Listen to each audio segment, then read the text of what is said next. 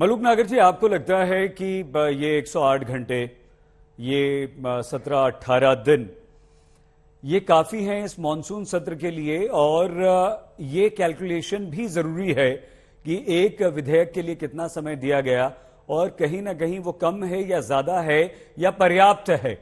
एक सांसद होने के नाते, एक वरिष्ठ सांसद होने के नाते, आपको लगता है कि ये ठीक होता है या इसमें बदलाव की जरूरत है? अंसारी जी, जो हमारे साथी इस समय टेलीविजन पे बैठे हैं, जिनमें मेरे अलावा 2 सांसद और हैं, 3 सांसद हैं, बाकी पार्टी के प्रवक्ता हैं, और जो लोग पूरे वर्ल्ड में देख रहे हैं उनको समझने की जरूरत है। अगर हम लोकसभा में बीजेपी के लीडर और कांग्रेस के लीडर, नेता सदन दोनों को निकाल दें, तो मैं रैंकिंग 1 और 2 पार्लियामेंटेरियन हूं इस देश का। 455 पार्टिसिपेशंस है मेरे। तो प्लीज मुझे समय देना इस चीज को समझने के लिए।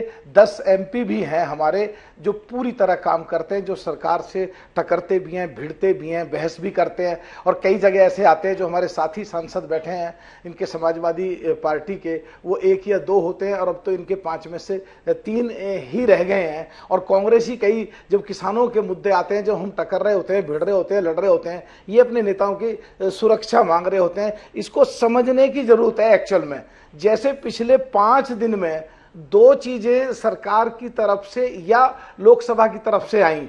एक आया कि कुछ पार्लियामेंट्री शब्दों का इस्तेमाल पे बैन कर दिया, एक आया कि पार्लियामेंट के बाउंड्री के अंदर प्रदर्शन नहीं होंगे।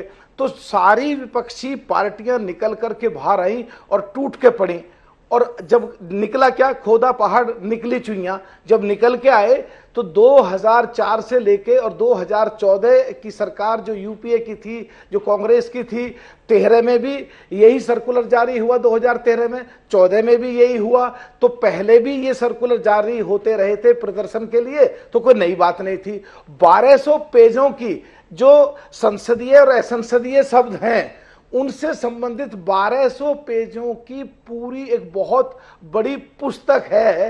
तो सारे लोग वहां पे ध्यान डाइवर्ट कर दिया, बहस चल गई, और कल से पार्लियामेंट शुरू होनी है। तो एक माहौल बन गया देश में कि ये विपक्षी लोग कुछ भी बोलते रहते हैं। तो अगर हम लोग कुछ काम की बात भी बोलेंगे तो वो चीज एक मिल जाएगी पिछली बहसों में। तो मैं ये फिर कह रहा हूं, बहुत माइक्रो लेवल पे वर्किंग करने की जरूरत है विपक्षी पार्टियों को, और जहां पे अटैक करना चाहिए वहां पे अटैक नहीं कर पाते हैं। और विपक्ष के नाते हर चीज पे बहस करनी है, तो लोग देख रहे हैं, लोग समझदार हो गए, उनको लगता है ये विपक्ष के वैसे ही करते रहते हैं। बहुत सारी चीज ऐसी हैं जो माइक्रो लेवल पर बड़ी समझने की जरूरत है, वो निकल जाती हैं और फिर उनका मतलब नहीं रह पाता। जैसे अभी हमारे समाजवादी पार्टी के जो प्रवक्ता साहब कह रहे थे कि पिछले 8 सालों में 2500 के करीब, 2200 के करीब अमेंडमेंट हो गए हैं।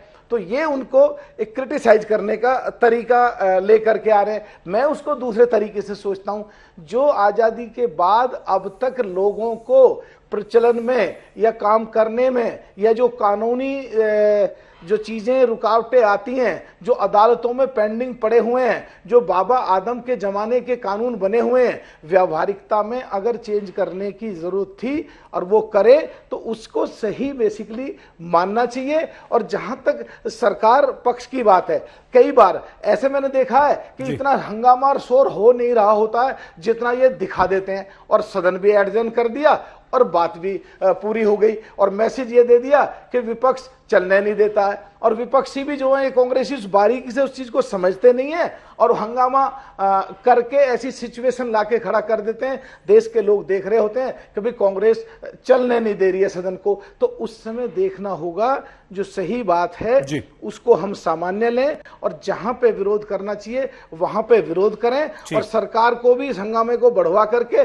और हाँ की संख्या कितनी, ना की संख्या कितनी, हाँ की संख्या ज्यादा, पास, और उस पर प्रॉपर चर्चा नहीं हो पाती है। और उसमें कई लोग ऐसे होते हैं, जो सांसद हम लोग, जो हमारे मौलिक अधिकार हैं, हम वहां चर्चा करना चाहते हैं, बात रखना चाहते हैं, देश के सामने अपनी बातों को कहना चाहते हैं। टेलीविजन के माध्यम से लोकसभा का लाइव प्रसारित होता है, अपनी बात कहना चाहते हैं लेकिन नहीं कह पाते।